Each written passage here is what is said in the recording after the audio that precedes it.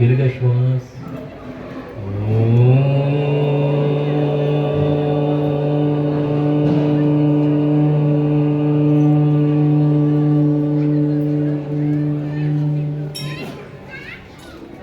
ओंकार बिंदु संयुक्तं नित्यं ध्यायन्ति योगिनः कामदं मोक्षदं चैव. ओंकाराय नमो नमः. ओंकाराय नमो नमः. ओम श्री गणेश शारदाभ्यो नमः. पंचाननमुखोद्भूतान् पंचाक्षरमनोपमान् पंचसूत्रकृतो वन्दे पंचाचार्यान् जगद्गुरुम्. ब्रह्मानन्दं परमसुखदं केवलं ज्ञानमूर्तिं द्वन्द्वातीतं गगनसदृशं तत्त्वमस्यादिलक्ष्यम्. एकं नित्यं विमलमचलं सर्वधी साक्षिभूतं भावातीतं त्रिगुणरहितं सद्गुरुं तं नमामि. सद्गुरुं तं नमामि. अखण्डमण्डलाकारं व्याप्तं येन चराचरं तत्पदं दर्शितं येन तस्मै श्री गुरवे नमः. अज्ञानतिमिरान्धस्य ज्ञानाञ्जनशलाकया चक्षुरुन्मीलितं येन तस्मै श्री गुरवे नमः. तस्मै श्री गुरवे नमः. यं ब्रह्मा वरुणेन्द्ररुद्रमरुतः स्तुन्वन्ति दिव्यैस्तवैः वेदैः साङ्गपदक्रमोपनिषदैः गायन्ति यं सामगाः. ध्यानावस्थिततद्गतेन मनसा पश्यन्ति यं योगिनः यस्यान्तन्न विदुःसुरासुरगणा. देवाय तस्मै नमः. देवाय तस्मै नमः.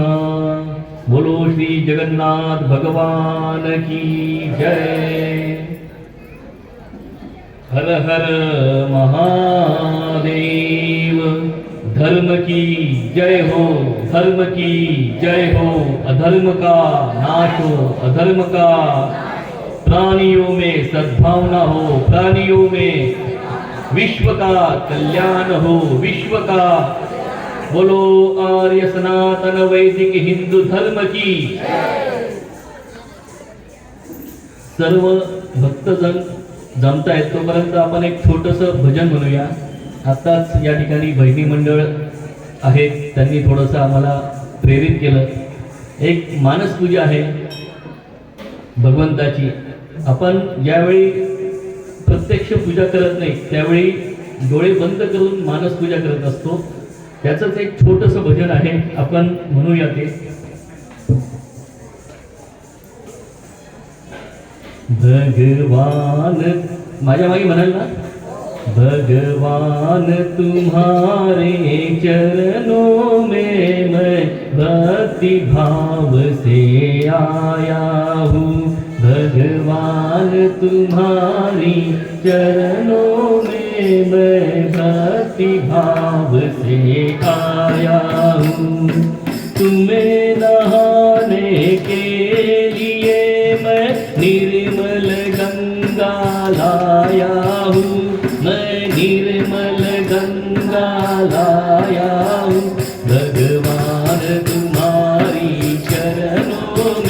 मैं भक्ति भाव से आया हूँ।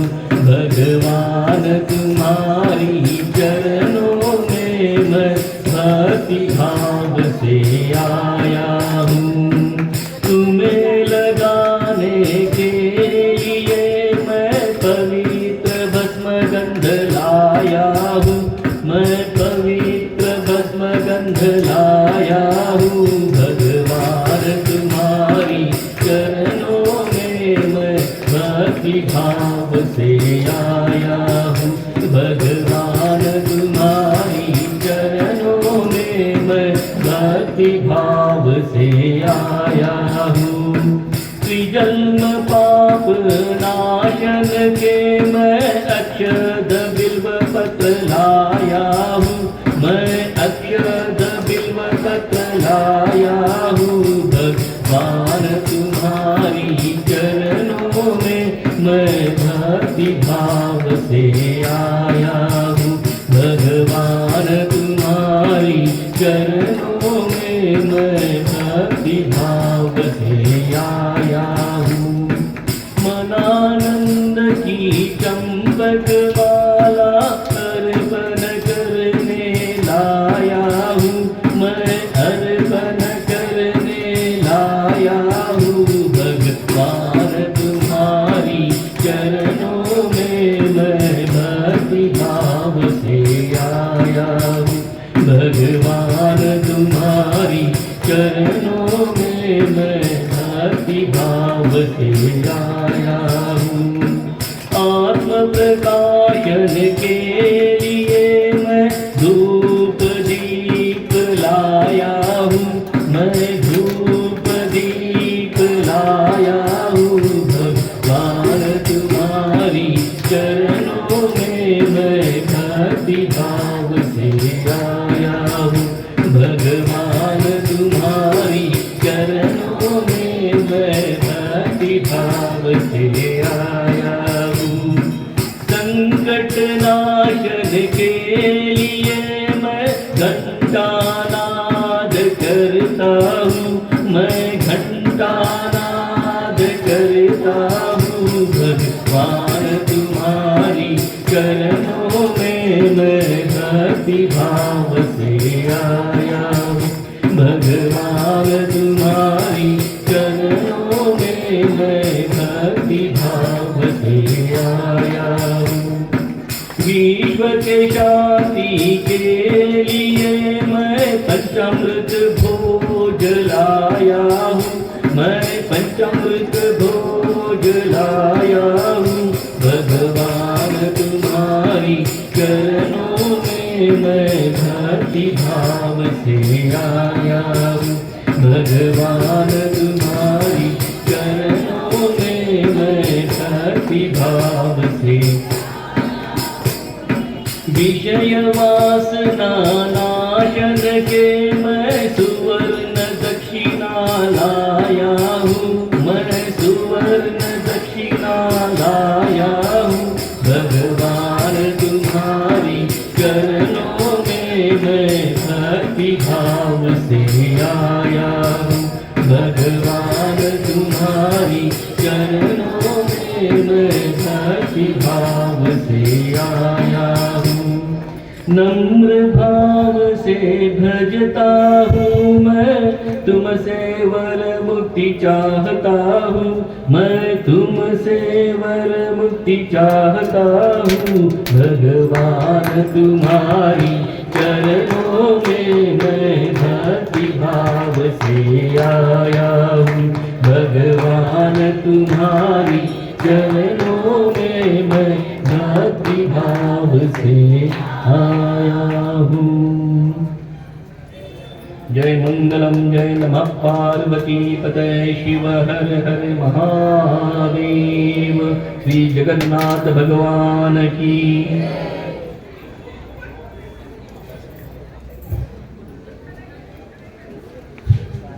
या ठिकाणी आपल्या सर्वांच्या हृदयामध्ये वास करणाऱ्या भगवंताला अष्टांग प्रणिपात करून आपण आज या ठिकाणी भगवद्गीता आणि भगवद्गीतेवरील भगवान कृष्णाने सांगितलेला कर्मयोग याविषयी थोडंसं चिंतन मनन करणार आहोत. प्रथमतः आपण जर बघितलं, या ठिकाणी भगवान कृष्णाने कुठल्या परिस्थितीमध्ये अर्जुनाला गीता सांगितलेली आहे.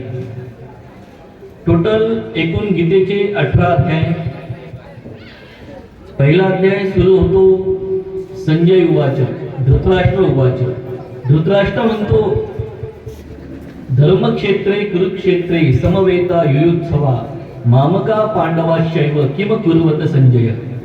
संजयला प्रश्न विचारतो धृतराष्ट्र, ज्याला डोळे नसतात आणि संजयला दूरदृष्टी प्राप्त झालेली असते, आणि त्या ठिकाणी लाईव्ह टेलिकास्ट संजय या ठिकाणी धृतराष्ट्राला करतोय. धृतराष्ट्र विचारतो की या ठिकाणी संजय तुला काय दिसतंय, माझ्या कौरवांच्या सैन्यांमध्ये आणि पांडवांच्या सैन्यांमध्ये काय काय होतंय ते कृपया तू मला सांग, तुला भगवंताने दिव्य दृष्टी दिलेली आहे. मग त्या ठिकाणी संजय सांगतोय की इकडं पांडवांचं सैन्य आहे, इकडं कौरवांचं सैन्य आहे, दुर्योधन आपल्या सैन्यांची बढाई मारतोय. अपर्याप्तम तदस्माकम बलम भीष्माभिरक्षितम. आमचं जे सैन्य आहे, जे भगवान भीष्माचार्यांनी या ठिकाणी पूर्ण त्याची सेटिंग लावलेली आहे, ते अपर्याप्त आहे, कोणालाही जिंकण्यासारखं नाही. आणि पर्याप्तम च्युदमेते शाम बलम भीमाभिरक्षितम. आणि जे भीमाने सर्व सैन्यांची जी रचना लावलेली आहे ती अतिशय सहजपणे पर्याप्त आहे, म्हणजे सहज जिंकण्यासारखी आहे, असा तो संवाद पहिल्या अध्यायामध्ये होतो. आणि हे सर्व संजय त्या धृतराष्ट्राला सांगत असताना अचानक संजय सांगतो, आता अर्जुन कृष्णाला सांगतोय की माझा रथ दोघं सैन्यांच्या मध्यभागी जाऊन उभा कर. आणि भगवान श्रीकृष्ण अर्जुनाने सांगितल्याप्रमाणे स्वतः देव असून सुद्धा ते अर्जुनाची आज्ञा ऐकतायत, आणि तो रथ दोघं सैन्यांच्या मध्यभागी नेऊन उभा करतायत. आणि अर्जुन बघतोय समोर कोण उभं आहे, द्रोणाचार्य. ज्या द्रोणाचार्यांनी अर्जुनाला धनुर्विद्या शिकवली असे गुरु, पितामह भीष्म, ज्यांच्या अंगा खांद्यांवर ज्यांच्याकडून गोष्टी, ज्यांच्याकडून संस्कार घेऊन अर्जुन लहानाचा मोठा झाला, आपले भाऊ बंधू मामा सासरे सर्वजण आप्तस्वकीय समोर दिसत आहेत. आणि मग त्याला मोह होतोय, अरे हे तर माझेच आहेत, मी यांच्या विरुद्ध कसं काय युद्ध करू. आणि अशा प्रकारे त्याच्या डोळ्यामध्ये अश्रू येत आहेत, आणि तो आपलं जे गांडीव धनुष्य आहे त्याच्या हातून गळून पडतंय, त्याच्या शरीरातले प्राण निघून जात आहेत आणि ते बसतायत. अर्जुन रथात बसतोय आणि डोळ्यातून घळाघळा अश्रू त्याच्या वाहत आहेत. तेव्हा इथं हा पहिला अध्याय संपतो आणि दुसरा अध्याय सुरू होतो. इथून खरी भगवद्गीता भगवान श्रीकृष्ण अर्जुनाला सांगतात. ते म्हणतात, तम तथा कृपयाविष्टम, तम तथा कृपयाविष्टम अश्रुपूर्णाकुलेक्षणम विषिदंतम विदम वाक्यम उवाच मधुसूदन. मधुसूदन अर्जुन को बोलते हैं, कुतस्वा कशमेलमिदम विषमे समुपस्थितम अनार्युष्टमर्स्वर्गम अकीर्तिम कर्म. अर्जुन तुझे ये जो कुछ अभी दिख रहा है, ये तुझे जो कुछ याद आ रहा है. मी थोडंसं हिंदी पण बोलेल, कारण की मॅक्झिमम लोक या ठिकाणी हिंदी जाणणारे, पण मध्ये मध्ये मराठीमध्ये पण येईल, दोघं भाषांमध्ये मी तुम्हाला सांगेन की तुझे ये जो मोह हो रहा है ये तुझे अकीर्ति प्राप्त करने वाला है. जो अर्जुन मैंने देखा है वो अर्जुन अभी नहीं दिख रहा है. फिर अर्जुन कृष्ण को बोलता है, गुरु नहित्वा हि महानुभायाम श्रेयोम भोक्तुम भय क्षमपीय लोके.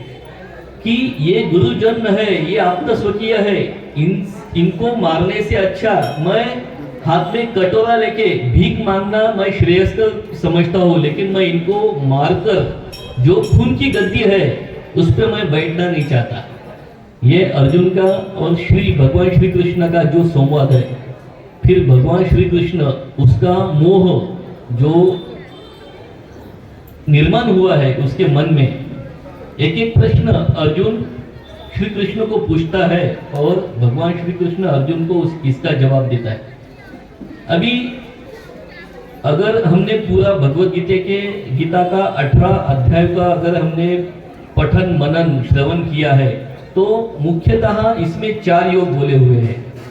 पहला भक्ति योग, दूसरा राजयोग, तीसरा कर्म योग और चौथा ज्ञान योग। फिर हम एक्चुअल किस योग के मार्ग पे जाएंगे?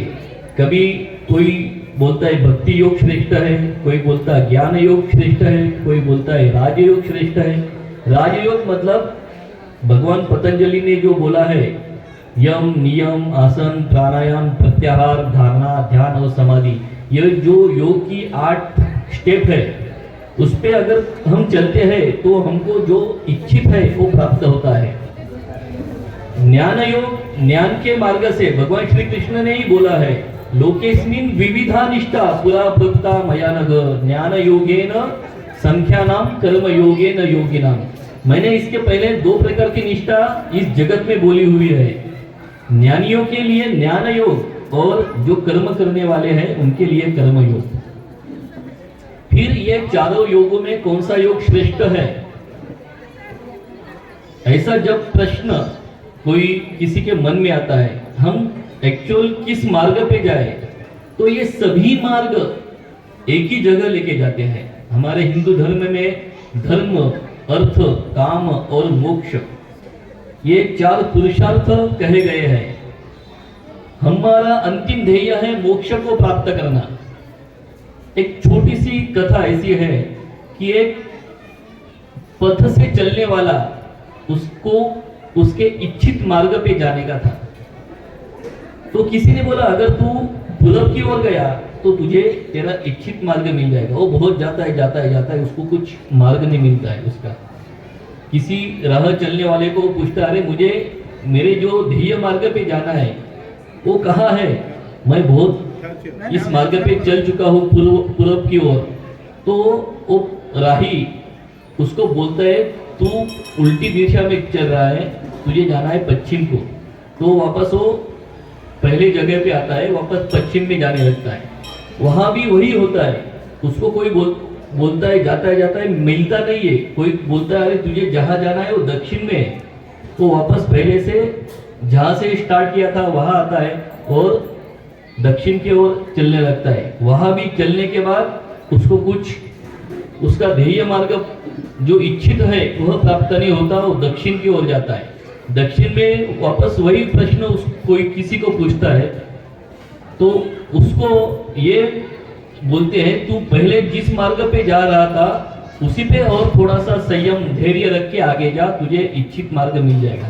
तो वापस दक्षिण से भी वापस पहली जगह आता है, पूरब की ओर चलता है और उसको उसका इच्छित ध्येय प्राप्त हो जाता है। लेकिन जब वो वहां पहुंचता है तो उसने उसके जीवन का बहुत कुछ काल व्यतीत किया, गमा दिया होता है।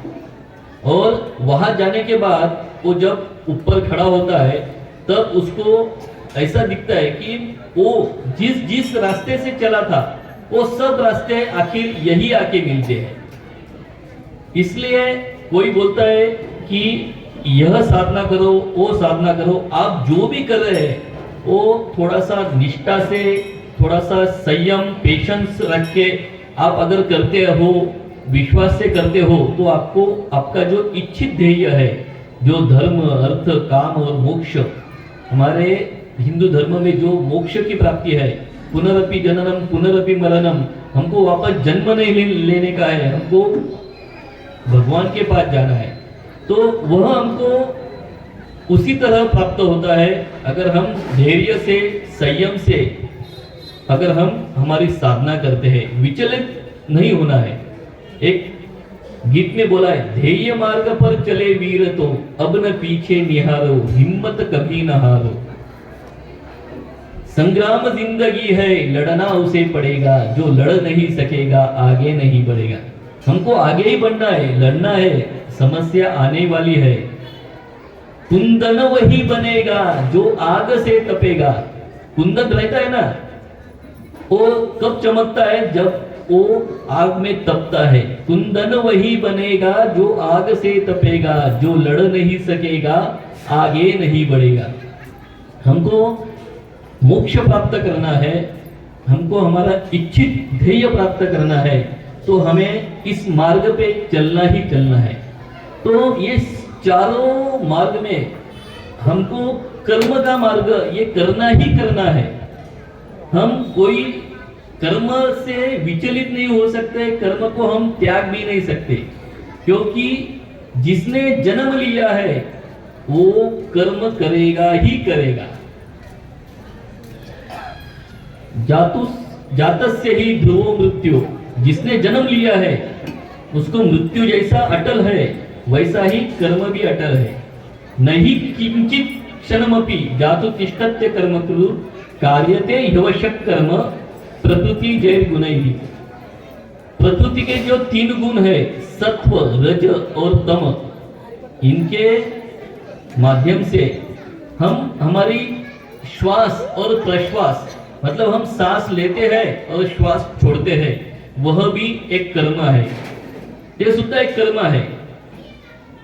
म्हणून कर्माच्या बंधनातून आपल्याला मुक्त व्हायचं आहे। गीतेतला हा श्लोक सगळ्यांनी ऐकला असेल, कर्मण्येवाधिकारस्ते मा फलेषु कदाचन मा कर्मफल हेतुर्भू मा ते संगो स्वकर्मणी। याचा हिंदीतला अनुवाद तुम्हाला सांगतो। अधिकार केवल कर्म करने का नहीं फल में कभी, मत हो न तू फल हेतु भी, मत छोड़ देना कर्म भी। तर सांगतो, अधिकार केवल कर्म करने का नहीं फल में कभी, मत हो न तू फल हेतु भी, मत छोड़ देना कर्म भी। कर्माचं फळ मिळवण्यासाठी तुला कर्म करायचं नाही, आणि कर्म करणे हा तुझा अधिकार आहे, हे भगवंतांनी अर्जुनाला सांगितलेलं आहे। आणि पुढच्या श्लोकामध्ये ते सांगतात, योगस्तत्पुर कर्मानी, बाप्पाचा नमस्कार। तुझे कर्म करना है तो योगी बनकर कर्म करना है। बाप्पा जय जय। योगी हम कैसे बनते हैं? अभी 21 जून को योगा डे हो गया, सब लोगों ने आसन किया। क्या सिर्फ आसन करना ही योग है? तो भगवत गीता में योग की बहुत सारी व्याख्याएं की गई है। योग कर्मसु कौशलम, हम जो कर्म करते हैं, अगर हम वही कर्म हमारे कौशल से करते हैं तो वह योग है। समत्वम योग उच्यते, हमारी मन की जो समत्व, सात्विकता है, जो समभावना है, समभावना मतलब सुख दुखे समे कृत्वा, हमको सुख और दुख हमारे लिए सेम है। सुखाची व्याख्या काय? कोणाला सांगता येईल सुख कशाला म्हणतात, दुःख कशाला म्हणतात? कोणीतरी याची व्याख्या केलेली, प्रतिकूल वेदनीयम इति दुःखम, अनुकूल वेदनीयम इति सुखम। हमको जो प्रतिकूल लगता है वह हमारे लिए दुख है, और हमको जो अनुकूल लगता है वो हमारे लिए सुख है। एग्जाम्पल देता हूं, मतलब आपको सबको अच्छी तरह से समझ में आएगा।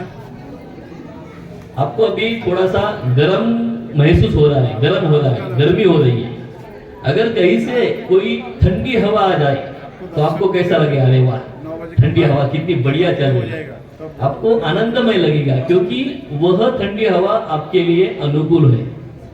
वही ठंड के दिनों में हवा वही है, लेकिन आपको ठंड बज रही है, उसमें किसी ने कूलर लगा दिया, किसी ने डोर ओपन कर लिया और आपको ठंडी हवा आई, तो आप थोड़ा इरिटेट होते, अरे मुझे ठंडी बज रही है, मुझे ठंड लग रही है, और आपने फैन लगा दिया, कूलर लगा दिया, एसी लगा दिया। देखो, हवा वही है, लेकिन जब वह हमारे लिए अनुकूल है तो हमको आनंदमय देने वाली, आनंद देने वाली है, और हमारे लिए जब वो प्रतिकूल है तो हमें दुख देने वाली है। यह सब हमारे मन की स्थिति है। दुख कोई पैदा करता नहीं है और सुख भी कोई पैदा करता नहीं है। हमारी जो मन की अवस्था है, किस तरह हमारा दृष्टिकोण होना चाहिए, किस तरह हमारा एटीट्यूड होना चाहिए, हमारा चश्मा कितना साफ होना चाहिए, वो हमारे चश्मे के ऊपर, हमारे दृष्टि के ऊपर निर्भर करता है। हम एकाध घटना, एकाध चीज, एखादा व्यक्ति हम किस तरह से देखते हैं। कोई भी आदमी जब इस धरती पे जन्म लेता है, वो जन्मतः कोई बुरा नहीं होता।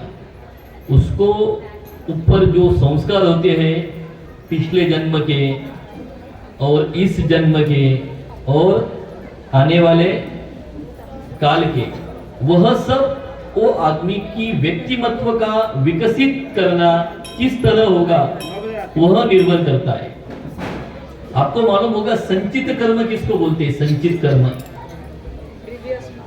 प्रीवियस, मतलब पिछले जन्म के जो भी कर्म हमने कभी पिछले जन्म में कुछ बुरा किया है, कुछ अच्छा किया है, वह इस जन्म में हमारे साथ आते हैं। फिर किस माता पिता के घर में जन्म लेना, किस तरह हमारी प्रकृति होना, वह सब हमारा संचित कर्म है। और क्रियामान कर्म मतलब हम अभी जो कर रहे हैं, समझ लो अभी आपके साथ में कोई बैठा है और उसने आपको एक थप्पड़ मारा, तो आप क्या करोगे? उसको इमीडिएट थप्पड़ मारोगे, बराबर? वो क्रियामान कर्म वही खत्म हो गया। आपने साथ में बैठे हुए व्यक्ति को एक थप्पड़ मारा और आप वहां से भाग गए, तो क्या होगा? और 8 दिन के बाद आपको वापस मिले, तो इसमें हुआ प्रारब्ध में, वो आपका वापस बदला लेगा। अभी समझ लो आपने उसको थोड़ा सा जोर से मारा और इस जन्म में आप नहीं मिले, तो अगले जन्म में जब कोई आपको मारता है या धोखा देता है या कुछ करता है, वो समझ लेने का वो अपना संचित है। यह कर्म का सिद्धांत है। आप जैसा बीज बोओगे वैसा ही पाओगे। मराठीत म्हणतात जैसी करणी वैसी भरणी, हिंदीमध्ये पण तो शब्द आहे। तर या सगळ्या ज्या गोष्टी आहे, एक प्रसंग आहे, एक कर्माचा सिद्धांत म्हणून एक पुस्तक है। उसमें क्या हुआ, एक जज रहता है, जज वो मॉर्निंग वॉक के लिए एक जगह घूमने के लिए जाता है, तो उसके सामने एक आदमी का मर्डर होता है। खून जिसका होता है उसको भी वो जज देखता है, और जिसने खून किया है उसको भी वो जज देखता है। और कर्म के इसमें वो जो केस है योगायोग से उसी के सामने आती है, उसी के न्यायालय में आती है। और जो अपराधी बोल के है वो थर्ड व्यक्ति रहता है, जिसको इसने खून करते वक्त नहीं देखा, और जितने भी साक्षी, पुरावे, सबूत सब उसके अगेंस्ट होते हैं, और साबित हो जाता है कि यही खूनी है। लेकिन सिर्फ जज को मालूम है ये खूनी नहीं है, क्योंकि खून करने वाले को इसने देखा है। तो जज एक दिन की मोहलत डिमांड कर लेता है, मैं इसका जो भी है वो मैं कल सुनाऊंगा। और रात में जो आरोपी, जिसका आरोप सिद्ध होता है, उसको जाके मिलता है और पूछता है, देख तुझे तो अभी खून के इल्जाम में फांसी तो होने ही वाली है, मुझे सिर्फ इतना बता, इसके पहले कभी तूने खून किया है क्या? वो बोलता है, हाँ मैंने 2 खून किया है, लेकिन मैं कुछ चिरी मिरी देके उस टाइम वहां से बाइज्जत उसमें से बाहर निकल आया। फिर जज को जो कर्म के सिद्धांत के ऊपर उसका भरोसा था कि भले ये खून उसने नहीं किया है, लेकिन उसको उसने जो पहले खून किया है उसकी सजा उसको अभी मिली। इसलिए ये जो साइकिल है, अगर हमको लगता है कि हमारे साथ सब लोग अच्छा बर्ताव करें, तो आपका भी कर्तव्य है कि आप भी सबके साथ अच्छा ही बर्ताव करें। आपको ऐसा नहीं लगता कोई आपको गाली दे, कोई आपको धोखा दे, कोई आपको चीट करे, तो आप भी किसी को चीट नहीं करोगे, आप भी किसी को गाली नहीं दोगे, आप भी किसी को के साथ झगड़ा नहीं करोगे। यह कर्म का सिद्धांत है। घर में कोई सासू माँ है, वो भी कभी बहू थी, अभी आज जो बहू है वो भी कभी सास होगी। दिन बदलते रहते हैं। अगर कोई किसी को तकलीफ देता है, वो मन ही मन बोलता है, सोचता है अरे मेरा भी एक दिन आएगा। हाँ? सबका दिन आता है। इसलिए हमको जो चेयर मिली, हमको जो घर में हुद्दा मिला है, उसका सही इस्तेमाल करो, लोगों को समझो, क्योंकि ये जीवन बहुत बहुत आनंदमय है। इसका आप आनंद लो। एक जगह लिखा था, world is stage, man is actor and God is director. आपको ऊपर वाले ने इस दुनिया में एज अ एक्टर बोल के भेजा है। एक्टर किसमें? अगर आप कोई महिला हो, घर में बच्चों के लिए आपको माँ का रोल परफेक्ट करना है, आपके पति के लिए पत्नी का रोल परफेक्ट करना है। आप अगर स्कूल में टीचर हो तो बच्चों के सामने आपको टीचर का रोल परफेक्ट करना है। सास है, ससुर है, तो उनके लिए अच्छे बहू का रोल परफेक्ट करना है, उनकी सेवा करनी है। ये हमको वो एक्टिंग करनी है। और एक्टिंग करते वक्त अगर कोई आपसे बुरा बर्ताव करता है, कोई आपको वेदना या दुख पहुंचाता है, तो उसका आपने मन के ऊपर या अंतर मन में उसका प्रभाव नहीं होने देना है। एक एग्जांपल लो, सबसे बड़ा एक्टर कौन है? एक्टर गॉड है। उसके बाद हम जिसको अभी टीवी शो में देखते हैं, पिक्चर में देखते हैं, कोई भी किसी का भी नाम लो, अमिताभ बच्चन। समझ लो, एक एग्जांपल, आपकी मानसिकता कैसी होनी चाहिए। उसको किसी फिल्म में भिखारी को रोल दिया, वो डायरेक्टर बोलेगा तू पहली जगह भीख मांगने के लिए जाएगा, तुझे लोग हकल देंगे, ठीक है।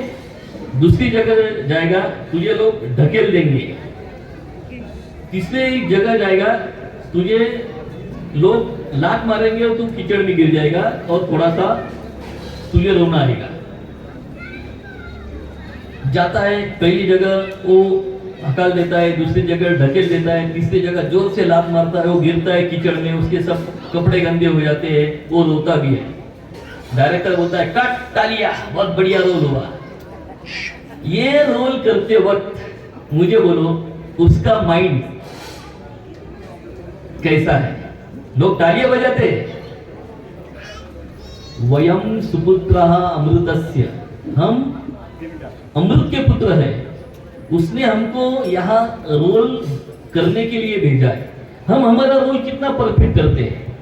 अगर हम किसी पे गुस्सा होते हैं तो दिल से नहीं होना है, उस टाइम की वो जरूरत है। हम किसी को मारते हैं तो उस टाइम की वो जरूरत है, हम किसी को पनिशमेंट देते हैं तो उस टाइम की वो जरूरत है, लेकिन उसका परिणाम हमारे मन पे, हमारे अंतर मन पे नहीं होना है।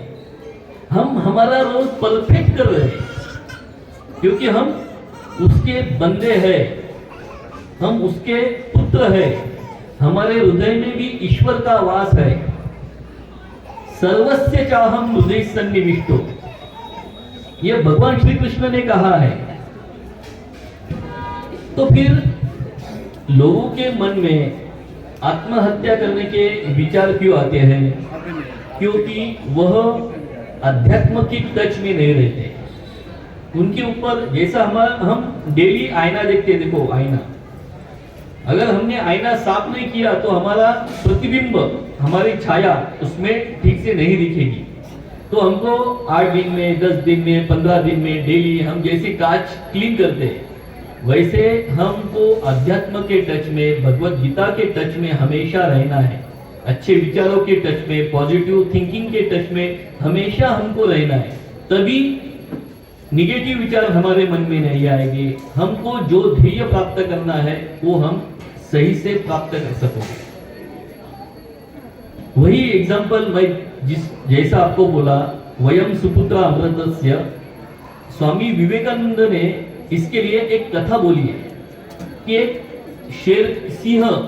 शेर का छावा रहता है।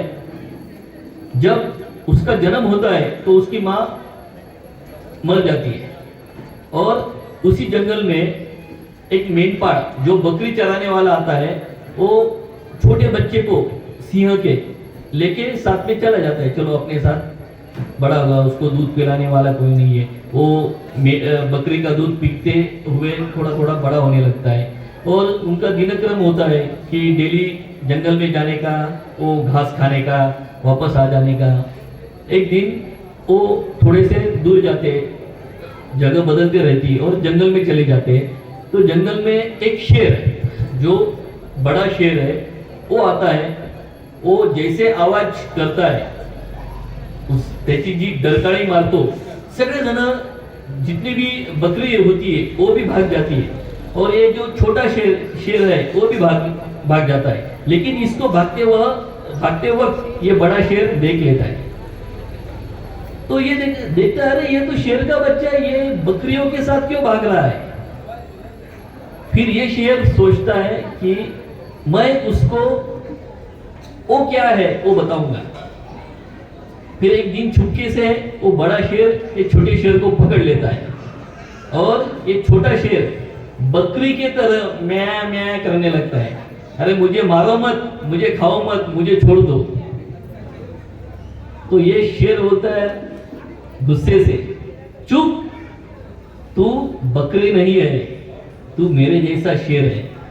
तो ये म्या म्या ही करता है और बोलता है, अरे कुछ भी क्या बोलते हो। फिर वो उसको वैसे मुंह में पकड़ के एक तालाब के पास लेके जाता है जहां पानी है और दिखाता है, देख ये तू, ये मैं, तू भी मेरे शरीर का शेर है। जब उसको समझ में आता है, अरे मैं शेर हूं, तो ये शेर उसको डरकाळी मारायला शिकवतो आणि मग जेव्हा तो त्याचा ओरिजिनल आवाज काढतो तेव्हा संपूर्ण जंगल दणाणून जातं, तेव्हा त्याचं स्वरूप त्याला समजतं।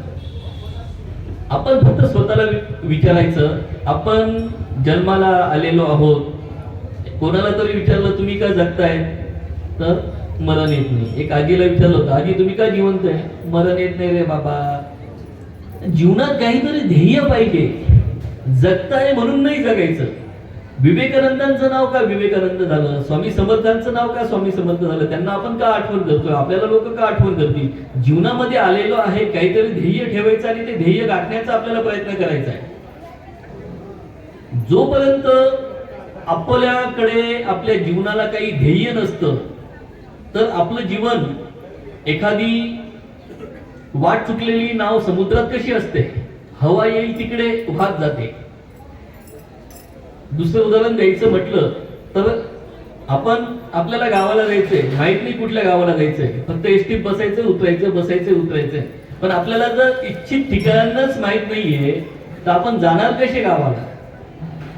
जेव्हा तुम्हाला स्पेसिफिक माहित असतं आपल्याला ह्याच गावाला जायचंय, तेव्हा तुम्ही त्या गाडीचा टायमिंग घेता, त्या टायमिंग मध्ये त्या गाडीमध्ये जाता, त्याच गाडीमध्ये बसतात आणि त्याच दिशेला जातात आणि त्याच ठिकाणी उतरतात। जर हे स्पेसिफिक तुम्हाला माहित असेल तर तुमचं जीवन एक स्पेसिफिक कंट्रोल मध्ये आणि कुठेही तुमचं वेस्ट, कुठेही वेळ वाया न जाणारं आणि आपल्या ध्येयापर्यंत पोहोचणारं तुमचं जीवन या ठिकाणी व्यतीत होण्यासाठी आणि ते ध्येय प्राप्त करण्यासाठी तुम्हाला मदत होते। ह्या सगळ्या गोष्टींचा या कर्मयोगाचा खूप मोठा संबंध आहे। आपल्याला जर कर्मयोग खऱ्या अर्थाने समजून घ्यायचा असेल तर प्रकृतीचे जे 3 गुण आहेत ते समजून घेणं खूप आवश्यक आहे। सात्विकता, राजसिकता आणि तामसिकता। तामसिक व्यक्तीचा जो श्लोक आहे, अनुबंधम क्षयम हिंसा अनपेक्षेच पौरुषम,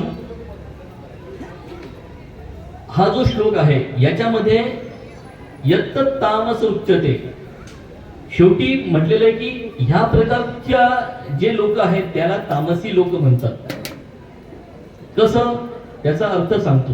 अनुबंधम क्षयम हिंसा, की ज्याला कुठल्याही प्रकारचं बंधन नाहीये, ज्याच्या इंद्रियांवर कुठल्याही प्रकारचा कंट्रोल नाहीये, जो कुठल्याही प्रकारची हिंसा करायला तयार आहे, मान अपमान यश अपयश हे त्याने स्वतःहून जाणीवपूर्वक आग्रहास्तव त्याने ओढून आणलेला आहे, असे लोक तामसी म्हटलेलं आहे. की ज्या कृतीचा शेवट हा पश्चातापात होतो, लक्षात घ्या, ज्या गोष्टीचा शेवट हा पश्चातापात होतो ते तामसिक कर्म. राजसिक कर्म असं की ज्या गोष्टीचा शेवट दुःखामध्ये होतो. एखादा मोठा व्यापारी एकदम खूप कष्टाने, याच्याने त्याच्याने अपेक्षेने तो काहीतरी करतो आणि जर त्या धंद्यामध्ये तोटा झाला त्याला हार्ट अटॅक पण येतो, धक्का बसतो. असे जे व्यक्तींची जी मानसिकता असते ती राजसिक स्वरूपाची. याच्याही पेक्षा अधिक उत्तम, अधिक श्रेयस्कर जे भगवद्गीतेत सांगितलेलं आहे सात्विक. याचा श्लोक असा, मुक्त संगो नहमवादी धृत्युत्साह समन्विता सिद्ध सिद्ध्यो निर्विकारा कर्ता सात्विक उच्यते. इसमें सात्विक कर्ता किसको बोला हुआ है? मुक्त संगो नहमवादी, जो सभी प्रकार के आसक्तियों से मुक्त है. आसक्ति मतलब हमारे जो पंच इंद्रिय है, कान नाक आंखें त्वचा हमारी जीवा, ये हमारे ज्ञान इंद्रिय है. भगवत गीता में एक जगह ऐसा एक फोटो लगाया था कि उसमें रथ है, रथ के जो 5 घोड़े हैं उसमें ये 5 इंद्रियों के नाम दिए हुए. उसमें जो लगाम है उसको मन बोला हुआ है, और वो लगाम जिसके हाथ में है उसको बुद्धि बोल के बताया था. और वो जो रथ का जो मालिक है उसको आत्मा बोला हुआ है. रथ का मालिक आत्मा, वो लगाम जिसके हाथ में है वह बुद्धि, जो लगाम बोला हुआ है वह मन, और जो 5 घोड़े हैं वो हमारे आँख कान नाक त्वचा जीवा, वो इंद्रिय. अगर समझ लो हमको ये जो रथ है हमारे इच्छित स्थान पे लेके जाना है. अगर वो घोड़े उनके जो विषय है उनके ओर चले गए, आंखों को अच्छा अच्छा दिखा वो उधर ही जा रहे, नाक को अच्छी अच्छी सुगंध आई वो उधर ही जा रहे, हमारी जो त्वचा है उसको अच्छा अच्छा स्पर्श लगा वो उधर ही जा रहे, तो वो रथ हमारे रास्ते से खड्डे में गिर सकता है, बड़े खाई में जा सकता है, क्योंकि वो जो घोड़े हैं वो हमारे कंट्रोल में नहीं है. कंट्रोल में लाने वाला कौन है? मन, जो लगाम है. उसको कंट्रोल में रखने वाला कौन है? बुद्धि, जो सारथी है. और उसका जो परिणाम होने वाला है वो आत्मा पे.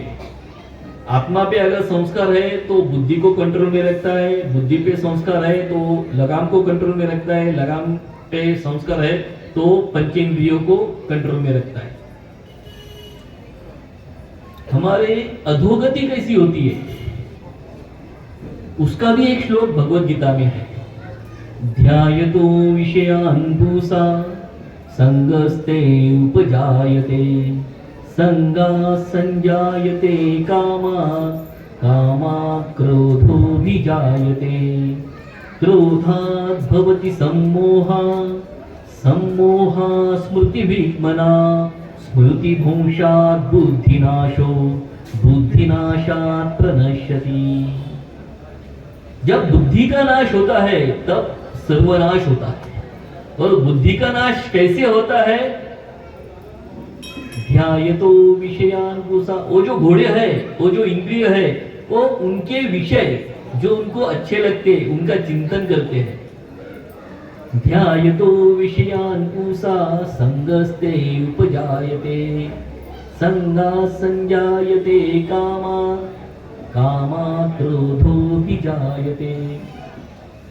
जब इनकी पूर्ति नहीं होती है तो क्रोध उत्पन्न होता है, और जब क्रोध उत्पन्न होता है तब स्मृति भ्रंश होता है। क्या अच्छा क्या बुरा, कौन अपना कौन पराया, क्या सही क्या गलत, क्या न्याय क्या अन्याय। ऐसा जब आदमी क्रोधी होता है तो उसको वो क्या करता है, क्रोध में कुछ कहा नहीं जाता। इसलिए संतों ने बोला है जब भी आपको कभी गुस्सा आता है तब मन ही मन 1 से 10 गिनो, अपने ईश्वर का नामस्मरण करो, अपने गुरुदेव का चिंतन करो, तब उसके बाद आपसे जो कृति होगी वो सही होगी, लेकिन गलत तो बिल्कुल नहीं होगी। रावण का उदाहरण है, जब उसको क्रोध आया था उसने क्या किया था, अपना सगा भाई विभीषण उसको भूरी सभा में लात मार दी थी, और वही विभीषण जाके भगवान राम को मिला। उसको क्रोध नहीं आता, वो सीता का हरण नहीं करता, तो ये सब घटना नहीं होती। तो सर्वनाश का वही कारण है। हम हमारे जो विषय है, एक एग्जाम्पल देता हूँ, जो अगर कुछ बच्चे होंगे तो उनके लिए भी थोड़ा सा सही होगा, या आप जाके बच्चों को बताइए। एक राजा होता है, वो राजा ने पूरे गांव में दवंडी पिटवा दी कि मुझे जो ढूंढ के बताएगा उसको मैं आधा राज्य बख्शिश दे दूंगा। पूरे गांव के लोग आते थे, लेकिन अगर नहीं ढूंढा तो कारावास या शिरच्छेद।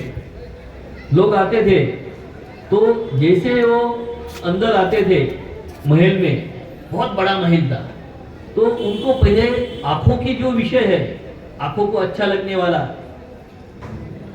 वो दिखता था, वो उसके पीछे चले जाते थे। अगर समझ लो वहां से वो बच गए तो जो हमारी जीभ है उसके विषय अच्छा अच्छा खाने वाला, ऐसे जो भी हमारे पंचोंद्रिय के विषय है उसमें वो आदमी लपेट जाता था, और वो टाइम खत्म होता था और उनको पनिशमेंट मिलती थी। ऐसे बहुत सारे लोग जाते थे और उनके विषय में उलझ जाते थे, और टाइम खत्म होता था, उनको पनिशमेंट मिलती थी। एक योगी आता है, उसको दिखता है, लेकिन वो स्मरण करता है, ध्येय मार्ग पर चले वीर तो अब न पीछे निहारो, हिम्मत कभी न हारो, पग पग पर आवे आकर्षण, पग पग पर झूमते प्रलोभन। ऐसे जो प्रलोभन है उसको हमको पार करके आगे जाना है। वो मन ही मन सोचता था, अरे तू राजा को ढूंढ ले, ये सब तेरा ही होने वाला है, अभी इसमें मत उलझ। और राजा इधर उधर कहीं नहीं था, उसके सिंहासन पे बैठा था। सिर्फ बीच में ये सब कुछ, अभी का एग्जांपल देना होगा तो मोबाइल, अभी जो रील है, हाँ, जो क्या बोलते हैं ना उसको, फेसबुक पे 1-1 डेढ़ मिनट के आते हैं, उस पे लोग उलझ जाते हैं। कितना टाइम उस पे वेस्ट होता है समझ में नहीं आता, टाइम चला जाता है। लेकिन हमको क्या करना है, हमारा काम क्या है, आज हमने कितना टाइम उसमें वेस्ट किया, हमको उसमें से क्या इनपुट मिला, हम वो कभी भी सोचते नहीं है, हम उसमें बहते जाते हैं। वो आंखों के विषय, कान को अच्छा सुनता है, वो कानों के विषय, हम उसमें उलझ जाते हैं। लेकिन जब हम खुद के ऊपर हमारा कंट्रोल है तो हम लिमिटेड टाइम में वो देख के हमारा जो नैमित्तिक कर्म है वापस उस पे आ जाते हैं। भगवत गीता में ही सब कुछ बोला हुआ है, उद्धरेण तदात्मानम, उद्धार अपना आप कर, निज को न गिरने दे कभी, नर आप ही है शत्रु अपना, आप ही है मित्र भी। अगर हमने हमारे ऊपर कंट्रोल नहीं किया तो हम खुद हमारे शत्रु है, हम खुद हमारे दुश्मन है। अगर हमने हमारे ऊपर कंट्रोल किया, हम उसको सेल्फ डिसिप्लिन बोलते हैं, आत्म संयम, आत्मशिस्त, स्वयं शिस्त, ऐसे बहुत सारे उसको नाम है। तो जितने जितने बड़े लोग हुए हैं उन्होंने सेल्फ डिसिप्लिन मेंटेन किया है। सुबह जल्दी उठना, योगा करना, उनकी दिनचर्या सुबह से लेकर शाम तक पूरा चौकआउट प्रोग्राम है, उसमें कोई प्रलोभन उनको डिस्टर्ब नहीं करेगा। ऐसी दिनचर्या जिन जिन लोगों ने बनाई है वो अपने लाइफ में सक्सेस हुए, आज तक दिखाई दिए। फिर वो एमपीएससी हो, यूपीएससी हो, सीए हो, हमारी दिनचर्या अगर हमारी सही है तो हम हमारा ध्येय अचीव करने में हमको कोई रोक नहीं सकता, कोई प्रलोभन हमको रोक नहीं सकता। सिर्फ हमको सेल्फ डिसिप्लिन, हमारे इंद्रियों के ऊपर संयम रखना बहुत बहुत जरूरी है। हम आए थे सात्विक कर्ता कैसा होता है, सात्विक कर्म कैसा होता है, वह हम वापस जानेंगे। मुक्त संगो न हमवादी, जो सभी प्रकार से इन आसक्तियों से मुक्त है। न अहमवादी, ये मैंने किया, ये मैं कर रहा हूं, ये सब मेरा है, ऐसी जिसकी भावना नहीं है, जिसने आई को क्रॉस किया है। यीशु का क्रॉस वही बोलता है ना, आई उसको क्रॉस, मैं नहीं हूं, हम है। वयम सुपुत्रा अमृतस्य, हम सब उस अमृत के पुत्र है। सर्वस्य चाह हृदय सन्निवस्तु, हम सभी के हृदय में वास करने वाले परमेश्वर को हम साक्षी मानते हैं। शिव भावे जीव सेवा, यह हमारा संकल्प है। जो न अहमवादी, धृत्युत्साह, जिसके पास धृति है, संयम है, पेशेंस है, और सिर्फ पेशेंस रख के फायदा नहीं, उत्साह भी होना चाहिए। उत्साह भी है जो हमेशा चलो करेंगे, कौन बोलता है नहीं होगा, चलो होगा, ऐसा हमेशा पॉजिटिव होना है रखने वाला आदमी। धृत्युत्साह समन्विता, और ऐसा एटीट्यूड होने के बाद सिद्ध सिद्धो निर्विकारा, अगर इस एटीट्यूड से वो काम कर रहा है तो उसका जो कार्य है वो सिद्धि हो। सिद्धि मतलब उसमें वो सक्सेस हो या असिद्धि हो या अनसक्सेस हो, उसका उसके मन पे कुछ भी परिणाम नहीं होता, वो निर्विकार होता है। ये इंडस्ट्री में एक साइकिल बोला हुआ है, PDCA, plan do check and act. ये साइकिल वो वापस करता है। ठीक है, अभी अनसक्सेस हुआ, कुछ प्रॉब्लम नहीं, वापस प्लान करेंगे, वापस वो अचीव करेंगे।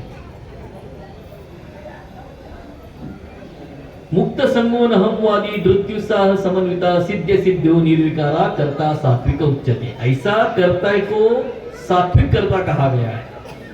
तो अगर ऐसी हमारी मनोभावना है और इस मनोभावना से अगर हम काम करते हैं तो हमको कभी भी दुख नहीं हो। एक सात्विकता, राजसिकता और तामसिकता, इसके कुछ एग्जाम्पल मैंने लिखे हुए हैं, मैं आपको बोलता हूं। तामसिक रहने वाला जो आदमी है वो उसका एंड हमेशा पछतावे में होता है। एक जगह कॉलेज में मुझे ऐसे ही भगवद गीता के ऊपर बोलने के लिए बुलाया था। कुछ कॉलेज के लड़के थे, सब लेक्चर वगैरह होने के बाद आखिरी में किसी को कुछ डाउट है क्या, ऐसा मैंने एक सवाल किया। एक लड़का खड़ा हो गया, उसने बोला, स्वामी जी मुझे भगवद गीता में प्रेम कहाँ लिखा है, प्रेम कैसे करना है, हम तो यंग जनरेशन है, हमको सिर्फ प्रेम की भाषा बोलो बोले, बाकी ये कर्म योग, भक्ति योग, ये कुछ मत बोलो। उसमें भगवत गीता में कुछ ऐसा प्रेम के बारे में बोला है क्या? बोले हम यंग लोग हैं, बोले हमको ये गीता गीता नहीं चाहिए। उसको मैंने कहा बाबा भगवत गीता में प्रेम ही बोला है, उसमें भी 3 तरह के प्रेम है। एक तूने अगर एक डर हिंदी फिल्म देखा होगा, क क क क किरण, उसमें एक शाहरुख खान का डायलॉग है, अगर तू मेरी नहीं हुई तो और किसी की नहीं हो सकती। उसमें वो जो प्रेम बताया है वो तामसिक कर्म है, तामसिक प्रेम है। उसका अंजाम क्या होता है? पछतावा। किसी को भी सुख नहीं मिलेगा, किसी को भी आनंद नहीं मिलेगा। उसके ऊपर का थोड़ा सा प्रेम है जो अभी के लड़का लड़की करते हैं। मैंने तेरे लिए इतना पैसा खर्चा किया, तूने मेरे से ब्रेकअप किया।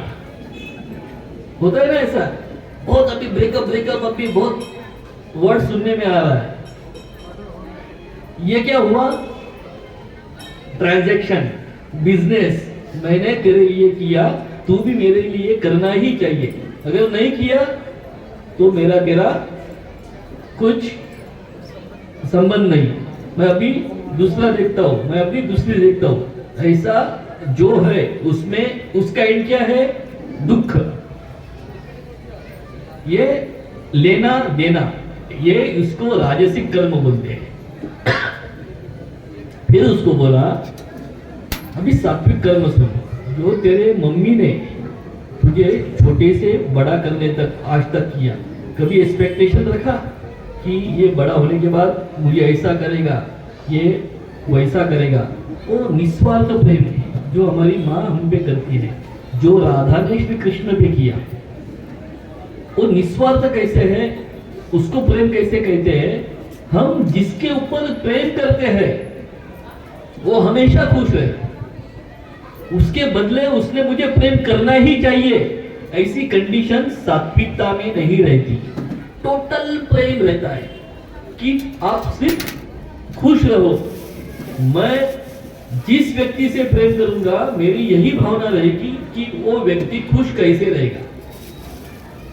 राधा ने कृष्ण से कभी एक्सपेक्टेशन नहीं रखा था कि वो उससे शादी ही करे, या कृष्ण ने राधा से एक्सपेक्टेशन नहीं रखा था कि राधा उससे शादी करो। वो निस्वार्थ प्रेम था, आनंद ही आनंद। हम जिसके ऊपर सही प्रेम करते हैं वो आदमी खुश कैसे रहे, वो आदमी दिक्कत में कैसा ना आए, उसके लिए आप जो करते हैं वो सही प्रेम। फिर उसमें लेना देना नहीं रहता, उसको निष्काम प्रेम बोलते हैं। और अगर आप ऐसा प्रेम करोगे, फिर वो पति के साथ हो, पत्नी के साथ हो, बच्चों के साथ हो, आप सिर्फ देना सीखो। हम एक प्रार्थना बोलते हैं, जीवने यावदादानम स्यात् प्रदानम ततोधिकम इत्येषा प्रार्थना अस्माकं भगवान परिपूर्यता। हे भगवान, जीवने यावदादानम, इस जीवन में हमने जो जो कुछ लिया है उससे भी अधिक, उससे भी ज्यादा, जो अच्छा अच्छा हमने लिया है उससे भी ज्यादा हम बाकी लोगों को दे सके। जीवने यावदादानम स्यात् प्रदानम ततोधिकम, उससे भी अधिक हम प्रदान कर सके।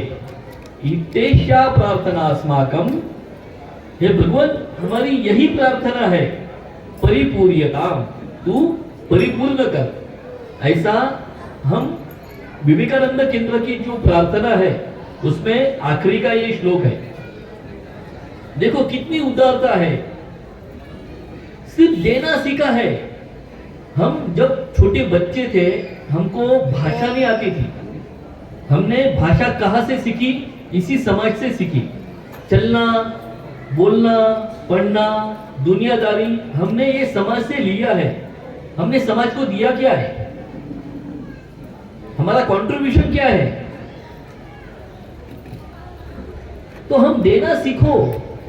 इधर आते हैं, भगवान का नमस्कार करते हैं, इतना बड़ा जगन्नाथ का रथ, किस किसने रथ को हाथ लगाया? किस किसने इस पेटी में कंट्रीब्यूशन डाला, हमारा योगदान, हमारा इस राष्ट्र हित में हम क्या दे रहे हैं। आज तन मन और जीवन धन सभी कुछ हो समर्पण, राष्ट्र हित की साधना में हम करें सर्वस्व अर्पण, हम करें सर्वस्व अर्पण।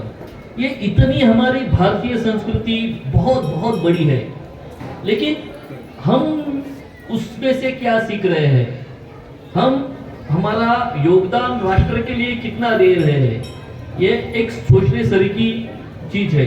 समाज बहुत बढ़िया है, समाज में 99 लोग अच्छे हैं, सिर्फ एक लोग जिनको अच्छा क्या है यही मालूम नहीं है, उनके वजह से थोड़ी बहुत परेशानी है, लेकिन पूरा जीवन बहुत बढ़िया है, आनंदमय है। इसी भावना से अगर हम रहते हैं, एक बार भगवान कृष्ण ने अर्जुन को भेजा, बोला अगर कोई तुझे पापी दिखता है तो मेरे पास लेके आ, और दुर्योधन को बोला अगर कोई तुझे अच्छा पुण्यवान आदमी दिखता है तो मेरे पास लेके आ। अर्जुन गया, उसको कोई भी पापी नहीं मिला, दुर्योधन गया, उसको कोई भी पुण्यवान नहीं मिला। जिसकी जैसी दृष्टि वैसे उसको सब कुछ दिखता है। इसलिए हमारी दृष्टि चेंज करो, हमारा चश्मा चेंज करो।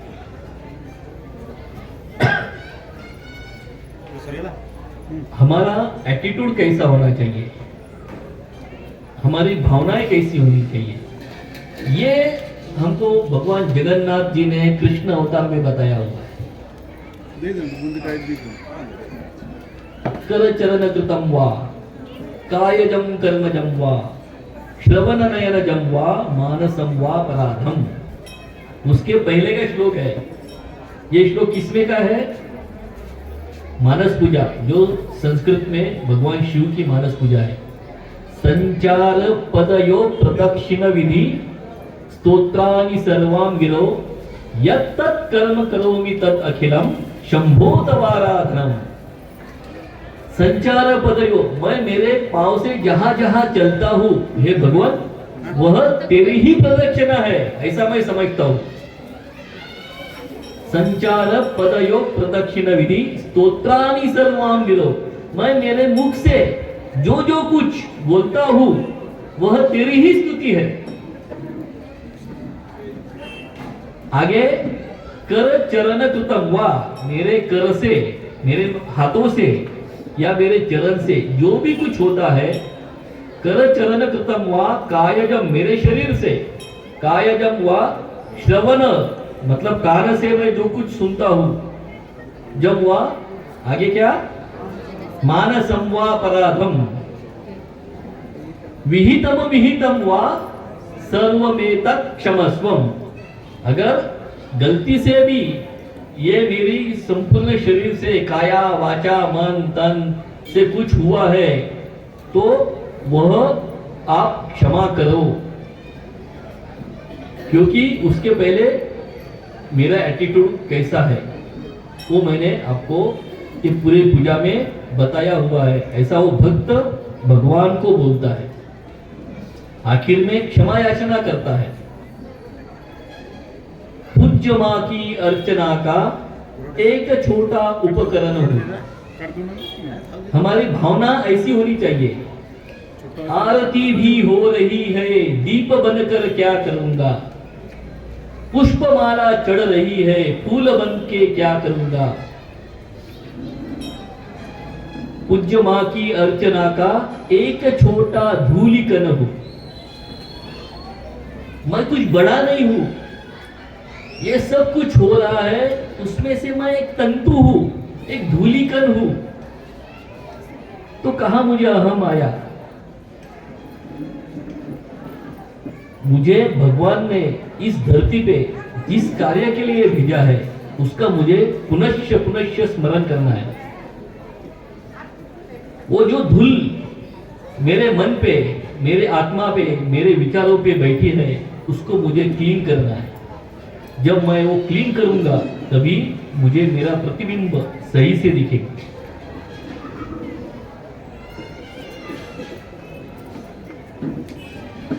अगर हम हमको भगवान के पास जाना है, मतलब इमीडिएट ऊपर नहीं जाना है, भगवान के समीप जाना है, भगवान के सानिध्य में जाना है, भगवान को जानना है, तो भगवान ने जो मार्ग बोला है, विवेकानंद स्वामी जी ने सभी ग्रंथों का पढ़ाई की है, सभी वेदों की पढ़ाई की है, सिर्फ हिंदू धर्म का ही उन्होंने ज्ञान प्राप्त किया ऐसा नहीं, ईसाई, क्रिश्चियन, बौद्ध, जैन सभी धर्मों का उन्होंने ज्ञान प्राप्त किया है और आखिर में उन्होंने एक सारांश निकाला है।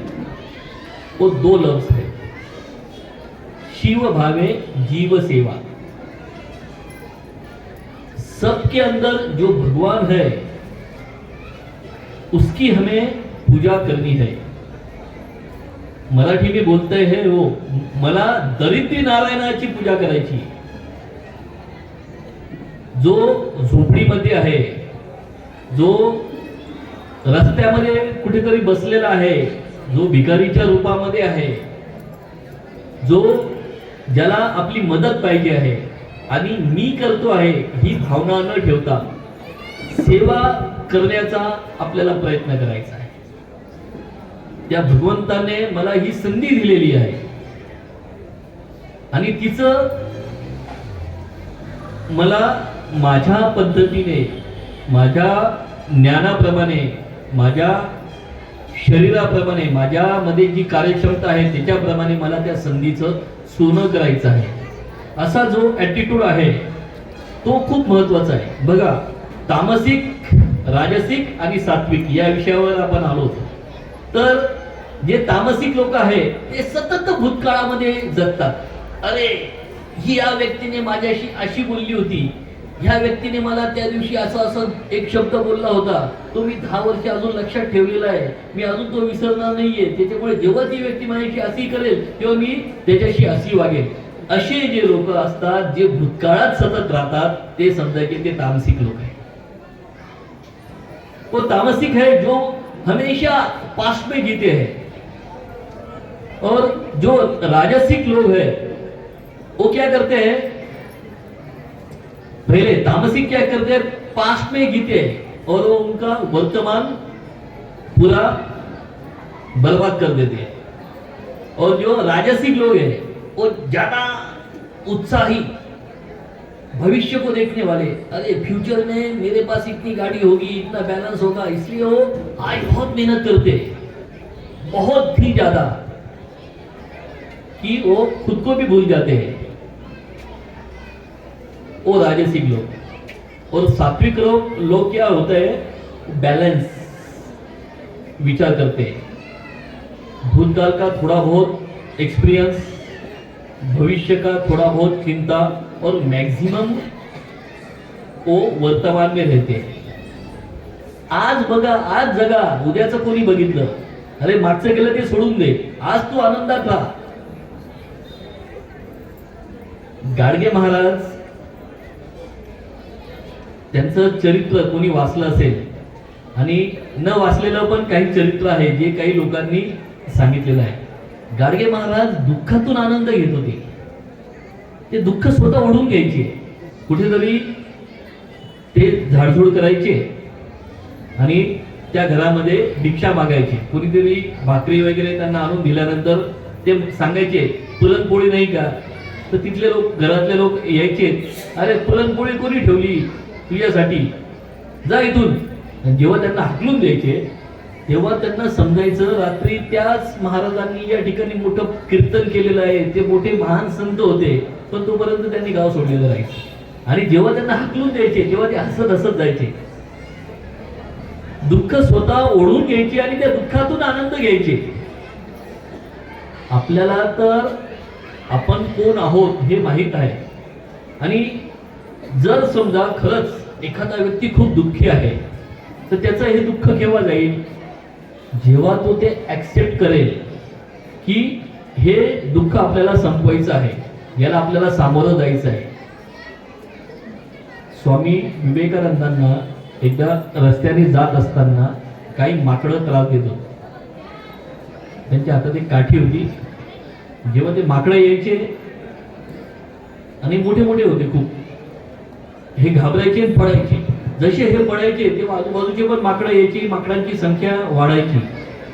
हे पळायचे, घाबरून पळायचे, घाबरून पळायचे, पण ते माकडं यांना त्रासच द्यायचे. आणि अचानक कुठून तरी आवाज आला, थांब, मागे वळ, यांना सामोरं जा. बहुतेक त्यांच्या गुरूंनी तो आवाज त्यांना दिला असेल किंवा त्यांच्या आतून आला असेल. त्यांना तो आवाज जसा त्यांनी ऐकला जसे ते थांबले आणि मागे वळले, मागे 2च पावलं चालले, ते सगळे माकडं पळून गेले. हे दुःख, हे संकट, हे ह्या माकडांसारखे आहेत. यांच्यापासून जर तुम्ही पळालात तर हे तुम्हाला जास्त त्रास देतील. यांना जर तुम्ही 2 हात करून सामोरे गेलात तर जसे हे माकडं पळाले तसे ते दुःख, संकट आपोआप पडतात. त्याच्यामुळे हे भोग आहेत, आपल्या संचित कर्माचे आपल्याकडे आलेले आहेत, हे भोगूनच संपवायचे आहेत. आणि अध्यात्म तुम्हाला याची ताकद देतं, हे सहन करण्याचं धैर्य देतं. ज्या घटना होणार आहेत त्या होणारच आहेत, पण अध्यात्म तुम्हाला, जो पाऊस पडणार आहे उद्या तो पडणारच आहे. पण जर तुम्ही आध्यात्मिक असेल तर अध्यात्म म्हणजे रेनकोट, अध्यात्म म्हणजे छत्री, अध्यात्म म्हणजे आडोसा. तो पाऊस उद्या पडणारच आहे. जर तुम्ही गुरूंच्या टच मध्ये असाल, तुम्ही अध्यात्माच्या टच मध्ये असाल, तुम्ही नामजप करत असाल तर तुमच्याकडे आपोआप छत्री येते. त्या पावसापासून तुमचं रक्षण होतं. आपोआप रेनकोट येतो, त्या पावसापासून तुमचं रक्षण होतं. म्हणून संकटे कितीही येऊ द्या, दुःख कितीही येऊ द्या, हमारा जो एटीट्यूड है हमको चेंज नहीं करना है. अगर हमारी यही भावना, हमारा यही संकल्प कि इस जगत को हमको देना है, हमने बहुत कुछ लिया है, इदम न मम राष्ट्राय स्वाहा, हम कभी होम करते हैं, यज्ञ करते हैं, तो उसमें इदम न मम, वो भगवान का नाम लेते हैं, उसका नाम लेके स्वाहा करते हैं. तो ऐसा ही हमारा एटीट्यूड होना चाहिए. हम इस समाज के एक धूलिकण है, हमको हमारा रोल करना है. लेकिन रोल कैसा करना है? विकसित व्हावे, अर्पित होऊन जावे. हमको विकसित होना है और आखिर में अर्पण होके यहां से जाना है. कबीर का दोहा है, विकसित कैसा होना है? कबीर का दोहा याद रखो, ऊंचा हुआ तो क्या हुआ, जैसे पेड़ खजूर. खजूर का पेड़ देखा है, बहुत ऊंचा होता है और उसको जो फल होता है वो भी बहुत ऊपर होता है, किसी को मिलता नहीं. ऊंचा हुआ तो क्या हुआ, जैसे पेड़ खजूर, राही को न छाया मिले, फल लागे अति दूर. हमको बड़ा बनना है तो ऐसा भी नहीं बनना है खजूर के पेड़ सरीका, हमारे तक कोई आ सके, कोई ना आ सके. हमको बड़ा बनना है वो लोगों के लिए, समाज के लिए, हमारे परिवार जनों के लिए, हमारे आप्त सुखियों के लिए, हमारे देश के लिए, हमारे मातृभूमि के लिए हमको बड़ा होना है. और बड़ा होने के बाद जो जो हमारे छाव में आए, जो जो हमारे से फल की अपेक्षा करे, हम उसकी पूर्ति करें. इतना बड़ा हमको होना है. और यही बड़ा होने के लिए कर्मयोग, कर्मनेव संसिद्धि, जनकादि ने भी सिद्धि पाई, कर्म ऐसे ही किए, फिर कर्म योग करके कर्म करना चाहिए. जनक राजा ने भी ऐसे ही कर्म योग करके बहुत सारी कुछ सिद्धियां प्राप्त की है. देखो एक कथा ऐसी है, एक तपस्वी एक पेड़ के नीचे उसकी साधना, उसका तप करते रहता है. जब कुछ दिनों की साधना हो जाती है तब एक दिन अचानक एक कौवा उसके ऊपर उसकी जो गंदगी है वो डाल देता है. और वो तपस्वी देखता है, अरे ये क्या गिर गया. और ऊपर थोड़ा सा गुस्से से वो कौवे के पास देखता है। जैसे वो गुस्से से देखता है वो कौवा जलकर राख हो जाता है। ये तपस्वी को लगता है अरे मैं जो साधना कर रहा हूं, मैं जो तप कर रहा हूं वो अभी सिद्ध होने लगा है, मुझे सिद्धियां प्राप्त होने लगी है। और वो तपस्वी का जब उसको कुछ अन्न चाहिए होता है तब वो गांव में जाता था और भिक्षा मांगता था, ऐसा उसका दिनक्रम था। और एक दिन क्या हुआ, वो एक घर के पास गया, घर का दरवाजा उन्होंने खटखटाया और अंदर से कोई आया नहीं। वो घर के अंदर एक महिला थी, उसका पति बीमार था और वो उसकी बीमार पति की सेवा करती थी। भला है बुरा है जैसा भी है, मेरा पति मेरा देवता है। उस भावना से वो बीमार पति की वो मनोभावे पूजा करती थी, सेवा करती थी। और उसके वजह से हमारे डोर के ऊपर कौन खटखटा रहा है उसके पास उसका ध्यान नहीं था। जब उसने बहुत बार खटखटाया तब बहुत देर से वो घर के औरत ने वो दरवाजा खोला। जैसा दरवाजा खोला वही तपस्वी था जिसके देखने से वो कौवा जलकर राख हो गया। वो औरत हाथ में भिक्षा लेके आई।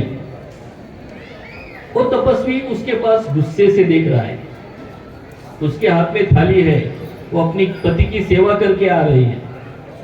और वो औरत ने जो गुस्से से वो तपस्वी देख रहा था उसको वो औरत क्या बोली, महाराज जी आप इतने गुस्से से मत देखो, मैं वो कौवा नहीं जो जलकर राख हो जाएगा। तपस्वी जंगल में था, तप कर रहा था, कितने दिन हो गए, उसने यह बात किसी को बताई नहीं। उसके मन में बहुत सारे क्वेश्चन मार्क खड़े हो गए। अरे ये साधी सिंपल एक घरेलू औरत मुझे मेरे तपोबल से जो कौवा जलकर राख हो गया इसको कैसे मालूम हुआ। सोचने लगा वो। उस औरत ने विनम्रता से उसको बोली, जब इसने पूछा ये तुझे कैसे मालूम हुआ, वो बोली मैं मेरे पति की सिर्फ सेवा करती हूँ, वही मेरे लिए भगवान है। अगर इससे भी ज्यादा आपको कुछ जानना है तो ये गांव के बाहर एक जो जानवर को काट के मांस बेचता है ना, उसको खाटिक बोलते हैं, उसके पास जाओ, आपको पता चल जाएगा। वापस इसका ईगो थोड़ा जागृत होता है, अरे मैं इतना बड़ा तपस्वी, मैं वो खाटिक के पास क्यों जाऊं। लेकिन इसको अगर ये मालूम होता है, अगर इसने बोला है तो कुछ तो भी कारण होगा, इसलिए वो जाता है। वो खाटिक भी उसके माता का पिता का सेवा करता था और उसका जो व्यवसाय है वो पूजा बोल के वो करता था, उसमें उसकी अटैचमेंट नहीं थी, उसका जन्म उसमें हुआ था। फिर जब ये जाता है वहां बैठता है, फिर ये दोनों में जो संवाद होता है, ये क्वेश्चन पूछता है और वो खाटिक उत्तर देता है। तो एक व्याध गीता बोल के एक ग्रंथ है, वो ग्रंथ वहां से लिखा गया है, व्याध गीता मतलब एक खाटिक ने बोली हुई गीता। सभी समस्याओं के सभी प्रश्नों के उत्तर उस व्याध गीता में आपको मिलेंगे। जैसे भगवत गीता में आपको आपके हर प्रश्न का उत्तर मिलता है। फिर किसी भी प्रश्न हो, हमारे अंदर भी एक अर्जुन छुपा हुआ है। जैसे अर्जुन के मन में प्रश्न थे, वैसे प्रश्न हमारे सबके मन में है। हमको भी बहुत बार द्विधा मनस्थिति हो जाती है, क्या करना चाहिए क्या नहीं करना चाहिए। तो हम जब भी कर्म करते हैं तो हमारी भावना बहुत महत्वपूर्ण है। समझ लो, हमारे बाजू में कोई रहता है, उनका और हमारा, पहली बात हमारे बाजू में जो रहता है वो हमारे लिए सबसे बेस्ट रिलेटिव है, पहला नातेवाईक। हाँ, पहला नातेवाईक वही है। लेकिन एक एग्जांपल लो, हमारे बाजू वाले के साथ झगड़ा हो गया और उसका हमने मर्डर कर दिया, हमको क्या होगा? जेल होगा। हम बाउंड्री पे गए, हमने 10 दुश्मन को गोली मार के मार दिया, हमको क्या मिलेगा? वीर पदक। क्यों? भावना। यहां स्वार्थ है, वहां परमार्थ है। हम हमारे देश के लिए वहां लोगों को मार रहे हैं और यहां स्वार्थ के लिए मार रहे हैं। इसलिए भगवान ने बोला है, किसी भी कर्म करते वक्त आपके मन में भावना कौन सी है, वो बहुत बड़ी मायने रखती है। इधर कोई सेवा भी करता है, लेकिन हर एक व्यक्ति के अंदर मैं भगवान को देखता हूं और उस भगवान के लिए मुझे करना है, तो वो आपकी सेवा। लेकिन किसी को दिखावा करना है तो आपका स्वार्थ। भगवत गीता में आपको आपके जीवन के सभी प्रश्नों का उत्तर मिलता है। भगवत गीता में सब तरह के योग है, सभी प्रश्नों के उत्तर है। आप जितना जानोगे, जितना अभ्यास करोगे, जितना समझ लोगे, उतना आपका जीवन सार्थक होगा। मैंने आज जो कुछ आपको अच्छा लगा है वो भगवान ने, मेरे गुरुदेव ने आपको आपके लिए बोला है। अगर मेरे मुंह से, मेरी वाचा से अगर कोई गलत शब्द निकलता है तो मेरी गलती होके आप बड़े हृदय से मुझे माफ कर देना। और आज का यह जो सेशन है, मैं ईश्वर को अर्पण करता हूँ। मेरा यहाँ कुछ भी नहीं है, मैंने जो लिया समाज से लिया है, जो देना है समाज को देना है। जीवने यावद आदानम, वही मेरा प्रयास होता है। मैं जो कुछ लेता हूँ अच्छा उससे भी अधिक देने की कोशिश करता हूँ। आप भी लोग ऐसा ही एटीट्यूड रखो। और अगर आज के इस भगवान के शब्दों में से अगर आपको एक भी शब्द अच्छा लगा होगा तो आपके जीवन में लाओ और आपका जीवन उन्नत बनाओ। ओम शांति। एक प्रार्थना बोलेंगे सभी के लिए, सब मेरे पीछे बोलना है। सर्वे भवन्तु सुखिनः, सर्वे सन्तु निरामया, सर्वे भद्राणि पश्यन्तु, मा कश्चित् दुःखभाग् भवेत्। ओम शांति शांति शांति।